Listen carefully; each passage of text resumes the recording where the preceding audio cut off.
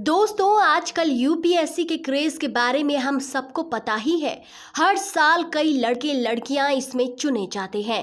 भारतीय प्रशासनिक सेवा और भारतीय पुलिस सेवा को अंग्रेजों ने शुरू किया था, लेकिन क्या आपको पता है इन दोनों सेवाओं में महिलाओं के हिस्सा लेने पर प्रतिबंध था। लेकिन एक ऐसी महिला भी थी जो इस सिस्टम के खिलाफ लड़ी और देश की पहली महिला आईएएस बनने का गौरव प्राप्त किया। तो चलिए आपको बताते हैं उस बहादुर महिला के बारे में जिसने प्रधानमंत्री राजीव गांधी से लेकर कितने ही मुख्यमंत्रियों के शासनकाल में काम किया।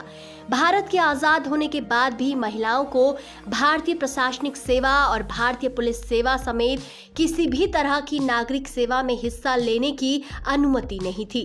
लेकिन ऐसा नहीं है कि महिला इस काबिल नहीं थी जो उन्हें इससे दूर रखा जाए।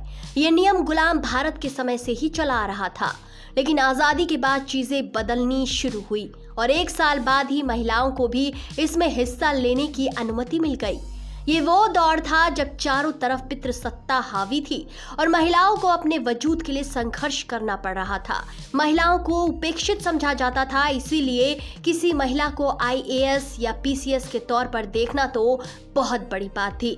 लेकिन इन सब बातों को गलत साबित करने के लिए केरल की एक साधारण लड़की अन्ना जॉर्ज के दिमाग में क्या चल रहा था किसी को नहीं पता था। लेकिन जब साल 1991 में यूपीएससी का रिजल्ट आया तो सब हैरान थे। पास होने वाले लड़कों के बीच एक लड़की भी थी और वो कोई और नहीं, अन्ना ही थी।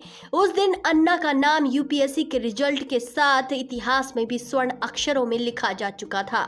जब जब भी इतिहास में महिलाओं के योगदान की बात होगी तो अन्ना को याद किया जाएगा।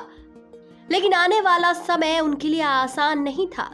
उन्हें इंटरव्यू में डिमोटिवेट किया गया। संघ लोक सेवा आयोग द्वारा संचालित आरएन बनर्जी और 4 आईसीएस अधिकारियों के शामिल इंटरव्यू पैनल में उन्हें काफी हद उत्साहित किया गया और उन्हें विदेश सेवा और केंद्र सेवाओं को चुनने के लिए कहा गया। लेकिन अन्ना के मजबूत इरादों को डर दिखाकर बदलना मुश्किल था और उन्होंने मद्रास काडर को चुना। इसी के साथ पहले ही अटेम्प्ट में वो देश की पहली आईएएस अफसर बन गई। अन्ना खुद को किसी पुरुष से कम नहीं समझती थी, इसीलिए घुड़सवारी और शूटिंग की ट्रेनिंग अच्छे से पूरी की। उन्होंने मुश्किल हालात में भी एक बेहतर अफसर बनकर दिखाया। अन्ना की माने तो कोई नहीं चाहता था कि वो इस तरफ जाएं, क्योंकि सबको लगता था वे फेल हो जाएंगी। लेकिन हुआ इसका उल्टा, वो हर मोर्चे पर सफल रहीं। उन्होंने कई महत्वपूर्ण फैसले लिए जिनकी हमेशा तारीफ हुई। 1982 एशियाड परियोजना में उन्होंने राजीव गांधी की सहायता की। पैर में चोट होने के बावजूद वो खाद्य उत्पादन पैटर्न का अध्ययन करने के लिए 8 राज्यों की यात्रा पर इंदिरा गांधी के साथ रहीं। उन्होंने अपने कार्यकाल में 7 अलग अलग मुख्यमंत्रियों के साथ शानदार तरीके से काम किया। उन्हें 1979 में भारत सरकार द्वारा प्रशासनिक सेवा में उनके बेहतरीन काम के लिए पद्म भूषण से नवाजा गया।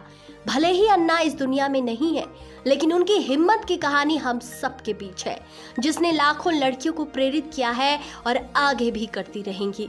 उस दौर में पुरुष प्रधानता अपने शीर्ष पर थी और उनके बीच में एक महिला का पहचान बनाना ऐसा था जैसे रेत में सुई ढूंढने के बराबर। लेकिन इस दिलेर महिला ने उस दौर में महिला शक्ति की नींव रखी जो आज तक मजबूत है। आपको अन्ना की कहानी कैसी लगी और आप उनके बारे में क्या कहना चाहते हैं, हमें कमेंट करके जरूर बताएं।